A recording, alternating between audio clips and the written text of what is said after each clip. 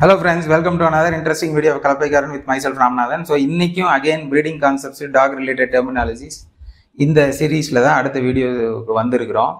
இப்போ இன்னைக்கு நம்ம எதை பத்தி பார்க்க போறோம் அப்படின்னு பார்த்தீங்கன்னா இந்த இன்பிரீடிங், லைன் பிரீடிங் இந்த மாதிரியான விஷயங்கள் பத்தி பார்க்க போறோம். இதனுடைய சாதக பாதகங்கள் என்ன, அவுட் கிராஸ்னா என்ன, லைக் டு லைக்னா என்ன, அன்லைக் காம்பினேஷன்னா என்ன, இது எல்லாத்தையும் நம்ம பார்க்க போறோம்.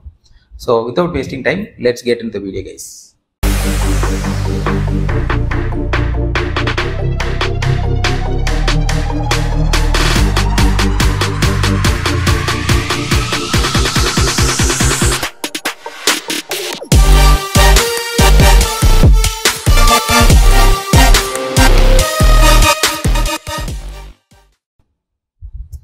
ஜென்ரலாகவே மனுஷங்க பார்த்தீங்கன்னா குறிப்பாக வெஸ்டர்ன் சிவிலைசேஷனில், அதாவது யூரோப்பியன் சிவிலைசேஷன்ஸ் இதிலெல்லாம் வெஸ்டர்ன் கண்ட்ரீஸ்லாம் பார்த்தீங்கன்னா ஒரு அனிமல் ப்ரீடிங்கிறதுல அவங்களுக்கு அது மேக்சிமம் பிரயோஜனத்தை கொடுக்கணும் அப்படிங்கிறதுல அவங்க ரொம்ப முக்கியத்துவம் கொடுப்பாங்க.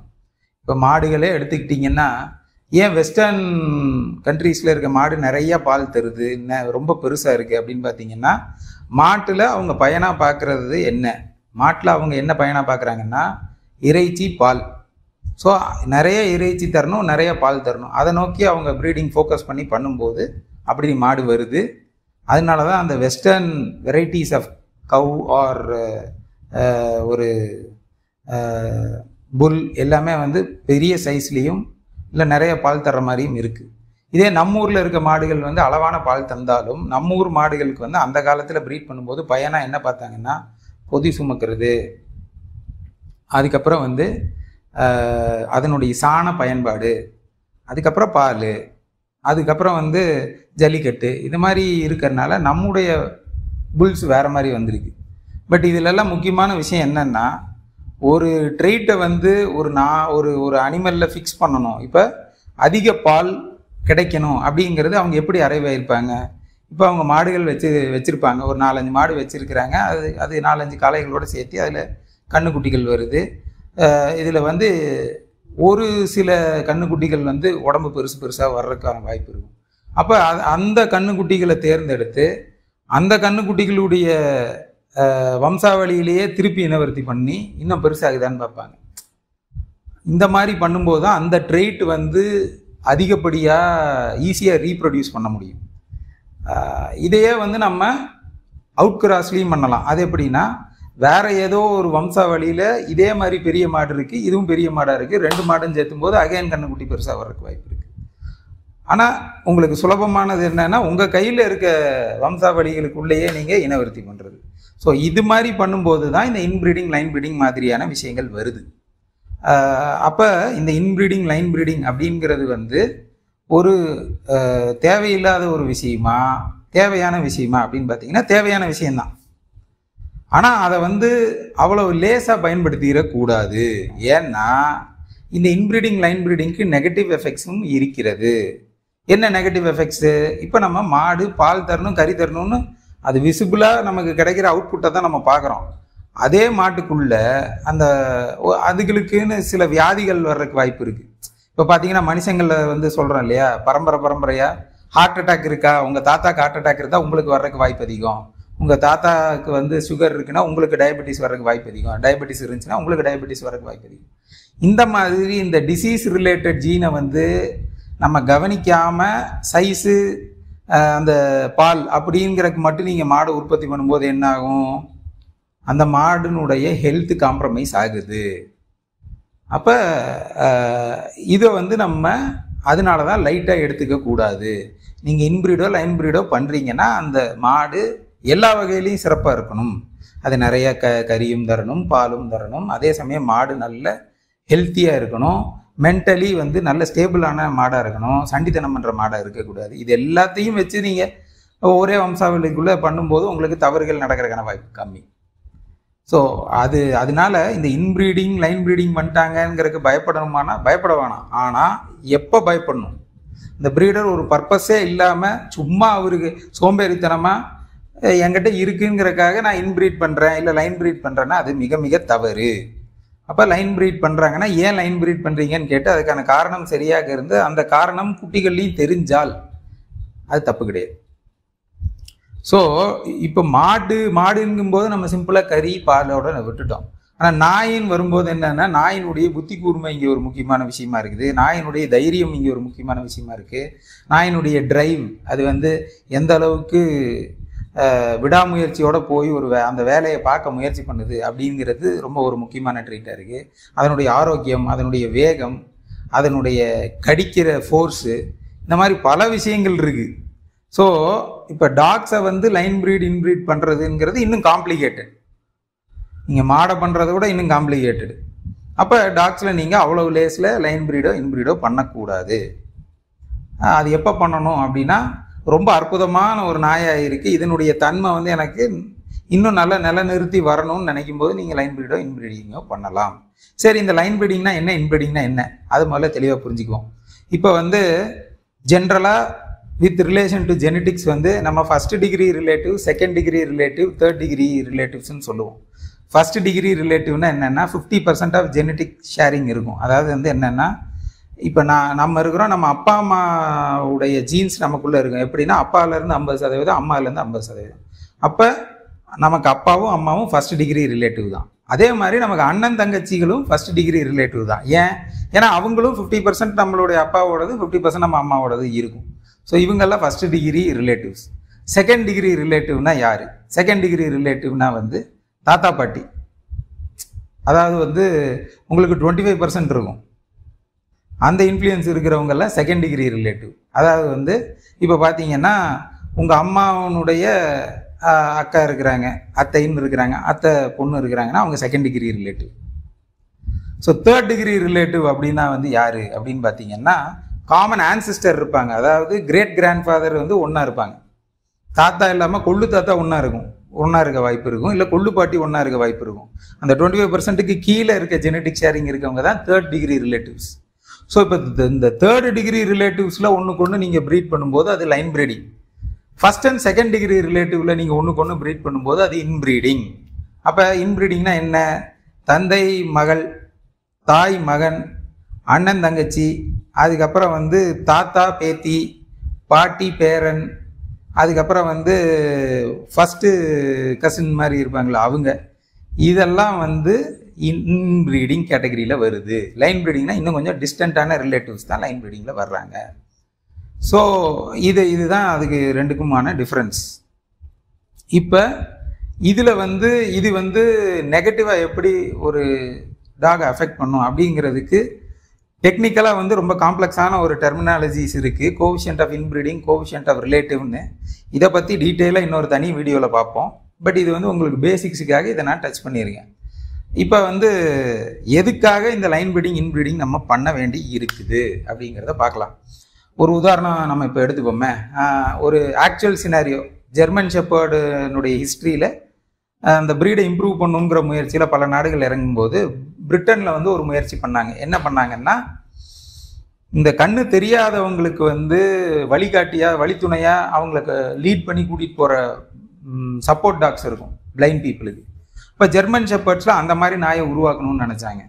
அப்போ என்ன பண்ணாங்கன்னா, ஒரு 100 வேறு லைனில் இருந்து ஜெர்மன் ஷெப்பர்ட்ஸை பூரா எடுத்து உள்ளே போட்டு அதுக்கு ட்ரைனிங் கொடுத்தாங்க. ட்ரெயினரை வச்சு செவரல் மந்த்ஸ் ட்ரைனிங் கொடுத்து, அதுக்கப்புறம் அதுங்கெல்லாம் வந்து தேரிச்சா, ட்ரைனிங்னால பலன் பெற்று எல்லாமே பிளைண்ட் பீப்புளை லீட் பண்ண முடியுமா அப்படின்னு செக் பண்ணும்போது, சும்மா ஒரு கெஸ் பண்ணி பாருங்கள், 100ல் எத்தனை நாய் வந்திருக்கும்?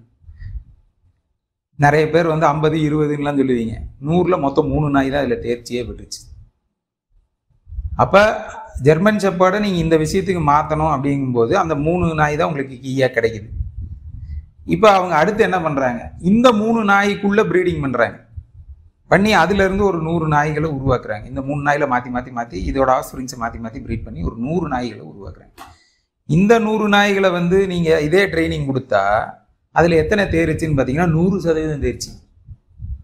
அப்போ ஒரு ட்ரெயிட்டை வந்து வேகமாக ஃபிக்ஸ் பண்ணுறதுக்காக இந்த inbreeding and line breeding help பண்ணுது. ஸோ இன்ப்ரீடிங் லைன் ப்ரீடிங் பண்ணுறது தப்பு கிடையாது. காரணம் என்ன அப்படிங்கிறத பார்த்து அது பொறுத்து பண்ணுறது தான் நல்லது. இது வந்து ஒரு ட்ரெயினபிள் ட்ரெயிட்டுங்கிறது மட்டும் கிடையாது. ஹெல்த்துக்காக நீங்கள் பண்ணலாம், சைஸுக்காக பண்ணலாம், ஒரு அமைப்புக்காக நீங்கள் பண்ணலாம், இல்லை வேகத்துக்காக நீங்கள் பண்ணலாம். ஏதோ ஒரு நல்ல தன்மை அதில் இருக்குது. அதே சமயம் இந்த நல்ல தன்மையை நம்ம கணக்கு வச்சுக்கிட்டு வேற தன்மைகள் பாதிக்கப்படுறத வந்து நம்ம அலோவ் பண்ணிடக்கூடாது. அப்படி பண்ணோம்னா அந்த பிரீடினுடைய குணங்களும் உடப்பட வாய்ப்பு இருக்குது, அதனுடைய இம்யூனிட்டி, அதனுடைய ஹெல்த்து எல்லாமே பாதிக்கப்படுறதுக்கான வாய்ப்பு இருக்குது. ஸோ இதை கேர்ஃபுல்லாக நம்ம பண்ணணும். இப்போ வந்து வெஸ்டர்ன் டாக்ஸில் இப்போ சர்வசாதாரணமாக நிறைய லைன் ப்ரீடிங் இன்ப்ரீடிங் பண்ணுவாங்க.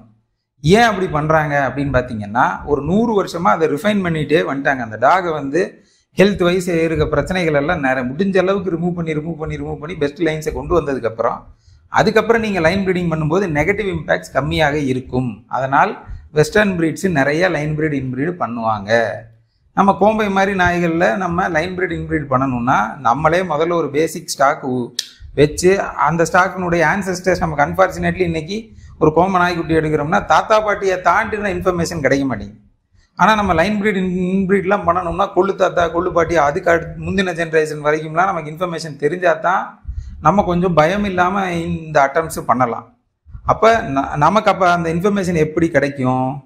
நம்ம நாய் வாங்கி அதை ப்ரீட் பண்ணி கண்டினியூஸாக அடுத்தடுத்த ஜென்ரேஷன் எடுக்கும்போது நமக்கு சாலிடாக ஒரு 4 ஜென்ரேஷன் இன்ஃபர்மேஷன் கிடைச்சதுக்கப்புறம் இந்த இன்ப்ரீடிங் லைன் ப்ரீடிங் இதெல்லாம் ஸ்டார்ட் பண்ணோம்னா நம்ம வந்து அந்த குட்டிகளில் ஒரு சுமாரான குட்டிகள் உருவாக்குறதுக்கான வாய்ப்புகள் கம்மி. சரி, இந்த லைன் ப்ரீடிங் இன்ப்ரீடிங் வந்து ஏதாவது ஒரு ப்ரீடில் பண்ணி நெகட்டிவ் கான்சிக்வன்சஸ் இருக்குன்னா உங்கள் எல்லாருக்குமே அது தெரியும். நாட்டு நாய்களில் ராஜபாளையம்லாம் வெறும் நிறத்துக்காக மட்டுமே லைன் ப்ரீட் இன்ப்ரீடு பண்ணி பால் வெள்ளை வரணுங்கிறதுக்காக பண்ணி இன்னைக்கு செவிட்டு குட்டிகள் பிறக்கிறதுக்கு வாய்ப்புகள் அதிகமாக போயிடுச்சு. அந்த நாய்களில் வந்து பின் கால் வீக்னஸ், ஹைண்ட் வீக்னஸ் வந்துருச்சு, நிறைய ஹிப் டிஸ்பிளேசியா ப்ராப்ளம் வருது. அதனால அதுக்கப்புறம் ஸ்கின் ஹெல்த் ரொம்பவே பாதிக்கப்பட்டுருச்சு. ஈஸியாக நிறைய ஸ்கின் இன்ஃபெக்ஷன் ராஜபாளையத்துக்கு வரும். அதுங்க வந்து அதுங்களுடைய வேகம் வந்து குறைஞ்சிருச்சு. ஸோ இதெல்லாம் வந்து ஏன்னா வந்து ஒரு சின்ன பெரிய பிரயோஜனம் இல்லாத ஒரு காரணத்துக்காக நிறைய லைன் ப்ரீடிங் இன்ப்ரீடிங் பண்ணாங்க. என்ன, அந்த வெள்ளையை நிலநிறுத்தணும். இன்னைக்கு பார்த்தீங்கன்னா ராஜபாளையத்தில் ஸ்பாட்டோட இருக்க ராஜபாளையத்தை தேடி தேடி எடுக்கிறாங்க குட்டிகளை ப்ரீட் பண்ணணும்னு நினைக்கிறவங்க. ஸோ இந்த லைன் ப்ரீடிங் இன்ப்ரீடிங்கிறது வந்து ஒரு 2 edge sword மாதிரி, ஒரு கத்தி மேலே நடக்கிற மாதிரி. அது நம்ம பார்த்து தான் பண்ணணும், அவ்வளோ சீக்கிரத்தில் பண்ணக்கூடாது. நம்ம கிட்ட இருக்குங்கிறக்காக நம்ம பண்ணால் அது ரொம்ப முட்டாள்தனம். அதே மாதிரி ட்ரிவியலான ரீசன்ஸு, நான் குத்துக்காத மடிக்காத மாற்றுறேன், மடிக்காத குத்துக்காத மாற்றுறேன், சுருள் இல்லாமல் சிக்கிள் டெயிலாக மாற்றுறேன், கலர் வந்து எனக்கு கருவாய்ச்சாவில் தான் வரணும், ஒயிட் ஸ்பாட் வரக்கூடாது, பிளாக் மாஸ்க்கு நிறைய வரணும், இந்த மாதிரி காரணங்களுக்கு நீங்கள் லைன் ப்ரீடிங்கோ இன்ப்ரீடிங்கோ பண்ணீங்கன்னா கண்டிப்பாக அது தவறான பாதையில் தான் போய் முடியும். கோம்பையில் அப்படி பண்ணக்கூடாது. அப்போ நீங்கள் குட்டிகள் எடுக்கும்போது சப்போஸ் அது லைன் பிரெட்டாவோ இன்பிரெட்டாவோ இருந்தால் பதட்டப்பட வேணாம். ப்ரீடர்கிட்ட எதுக்காக லைன் ப்ரீடிங் பண்ணீங்க, எதுக்காக இன்ப்ரீடிங் பண்ணீங்கன்னு நீங்கள் தெளிவாக கேட்டுட்டு அந்த ரிசல்ட் பப்பியில் அச்சீவ் ஆயிருக்காங்கிறதையும் முடிஞ்ச அளவுக்கு அப்சர்வ் பண்ண முடிஞ்ச அளவுக்கு கண்டுபிடிச்சிட்டு அப்புறம் நீங்கள் எடுக்கிறது நல்லது. ஸோ இன்றைக்கி நம்ம என்ன கான்செப்ட் பார்த்துருக்குறோம், இன்ப்ரீடிங் லைன் ப்ரீடிங், இந்த கான்செப்ட்ஸ் பார்த்துருக்குறோம். இது கூட இன்னும் 2 டெர்மினாலஜி நான் சொல்கிறேன், லைக் ப்ரீடிங், அன்லைக் ப்ரீடிங். இந்த லைக் ப்ரீடிங்கிறது என்னென்னா அவுட் கிராஸ், அதாவது சம்மந்தம் இல்லாத இனவெளிகளில் ஒரே அமைப்பு ஒரே தோற்றத்தோட இல்லை ஒரே ட்ரெயிட் இருக்கிற 2 நாயை சேர்த்து அந்த ட்ரெயிட்டை வந்து இம்ப்ரூவ் பண்ணுறது. அதாவது லைன் ப்ரீடிங் இன்ப்ரீடிங்கில் வேகமாக அந்த விஷயத்தை அச்சீவ் பண்ணலாம், இதில் கொஞ்சம் மெதுவாக அச்சீவ் பண்ணலாம், ஆனால் இது சேஃபர் ரூட். லைக் அப்போ ஒரு உதாரணத்துக்கு சொல்லணும்னா நம்ம வேல்பாரியினுடைய பேரண்ட்ஸ் எடுத்துக்கோங்க, அருத்ரா பிரௌனி, 2 பேருமே நல்ல உயரம், நல்ல உடம்பு, திடகாத்திரமான உடம்பு. அப்போ 2 பேரும் சேர்த்தும் போது வர்ற குட்டிகள் எல்லாம் சைஸில் வந்து யூனிஃபார்மாக இருக்கிறாங்க. ஸோ இதுதான் லைக் ப்ரீடிங். ஆனால் இது ஒரு ட்ரெயிட்டை மட்டும் வச்சு பார்க்குறோமா, அப்படி கிடையாது. இப்போ அருத்ரா பிரௌனி 2 பேர் சேர்த்தும் போது பல விஷயங்களை நம்ம கணக்கில் எடுத்துக்கிறோம். அந்த 2 நாய்களுடைய உடல் உறுதி எப்படி இருக்குது, வேகம் எப்படி இருக்குது, அவங்களுடைய குணம் எப்படி இருக்குது, 2 பேரும் ஹியூமன் அக்ரெசிவாக இருக்கிறாங்க, அனிமல் அக்ரெஷனும் ஓரளவுக்கு இருக்குது. அதில் வந்து மேலுக்கு நிறைய அனிமல் அக்ரெஷனும் ஃபீமேல் கம்மியாகவும் இருக்குது, அது பேலன்ஸ் ஆகுது. அதுக்கப்புறம் வேறு என்ன காமனாக இருக்குது, இதெல்லாம் பார்த்து பண்ணும்போது வர்ற குட்டிகள் ஒரு 4-5 விஷயத்தில் நல்லா இம்ப்ரூவ்டாக வந்துடுறாங்க. ஸோ இதுதான் லைக் ப்ரீடிங்னு சொல்லுவாங்க. அன்லைக் ப்ரீடிங்னா என்ன, உயரமான நாயை குள்ளமான நாயோட சேர்த்துறது. அதுக்கு நம்ம இதில் எக்ஸாம்பிள் என்னென்னா சண்டி, கண்மணி. இது ஏன் பண்ணுறோம், கண்மணியில் இல்லாத ஒரு விஷயம் சண்டி கட்ட இருக்குது, சண்டியில் இல்லாத விஷயம் கண்மணி கட்ட இருக்குது, இது 2மே கிடைக்கணும் குட்டிகள்லங்கிறதுக்காக நம்ம பண்ணுறோம். இந்த ரிசல்ட்டில் வந்து ட்ரெயிட் ஃபிக்ஸிங் அந்தளவுக்கு ஸ்ட்ராங்காக இருக்குமானா இருக்காது. ஆனால் அதில் வந்து லிட்டர் கன்சிஸ்டன்சி கிடைக்க வாய்ப்பு இருக்குன்னா இருக்குது. சண்டி கண்மணியில் லிட்டர்ஸ் எல்லாமே கன்சிஸ்டண்ட்டாக இருக்குது. அப்பியரன்ஸில் அவங்க கேரக்டரில் பேசிக் கேரக்டரில் அப்பியரன்ஸில் ஒரே மாதிரியான பிரதிபலிப்பு எல்லா குட்டிகள்லையும் இருக்குது. ஸோ இது வந்து இன்னொரு டெர்மினாலஜி இதில் ஆட் பண்ணிக்கிறோம். Consistent litre. கன்சிஸ்டன்ட் லிட்டர்னா ஒரு ஈத்தில் இருக்க 5 குட்டி இருக்குன்னா 5 குட்டிகளும் பெரிய வித்தியாசம் இல்லாமல் உயரத்துலேயோ சைஸ்லேயோ இல்லை குணங்கள்லையோ பெரிய வித்தியாசம் இல்லாமல் வந்துச்சுன்னா அது கன்சிஸ்டன்ட் லிட்டர். சைஸ் வாரியாக கன்சிஸ்டண்ட்டாக இருக்குது, இல்லை உயரம் வாரியாக கன்சிஸ்டண்ட்டாக இருக்குன்னு ஒவ்வொரு ட்ரைட் வச்சு நீங்கள் கன்சிஸ்டன்சி பார்க்கலாம். ஸோ இன்றைக்கி நம்ம என்னென்ன கான்செப்ட்ஸ் பார்த்துருக்குறோம். ஃபஸ்ட்டு லைன் ப்ரீடிங்னா என்ன, இன்ப்ரீடிங்னா என்ன, இதெல்லாம் எதுக்கு பண்ணுறாங்க, எப்போ பண்ணலாம், அப்புறம் லைக்னா லைக் ப்ரீடிங் என்ன, அன்லைக் ப்ரீடிங் என்ன, இது எல்லாம் பற்றி நம்ம பார்த்துருக்குறோம். இப்போ இதை பற்றி டீப்பராக அடுத்து வந்து coefficient of inbreeding, coefficient of relative அப்படிங்கிற டெர்மினாலஜிஸ் எல்லாம் அடுத்த வீடியோவில் நம்ம பார்ப்போம். ஸோ இந்த வீடியோ உங்களுக்கு யூஸ்ஃபுல்லாக இருக்கும்னு நம்புகிறேன். இந்த வீடியோ பிடிச்சிருந்தா லைக் பண்ணுங்கள். இந்த கண்டென்ட்ஸ் எல்லாம் பிடிச்சிருந்துன்னா நம்ம சேனலுக்கு சப்ஸ்கிரைப் பண்ணுங்கள். இந்த கண்டென்ட்ஸ் உங்கள் ஃப்ரெண்ட்ஸுக்கு யூஸ்ஃபுல்லாக இருக்குன்னா கண்டிப்பாக ஷேர் பண்ணுங்கள். ஸோ உங்களை இன்னொரு சுவாரஸ்யமான வீடியோவில் சந்திக்கிறேன். Until then, bye from Ramanathan. Bye guys.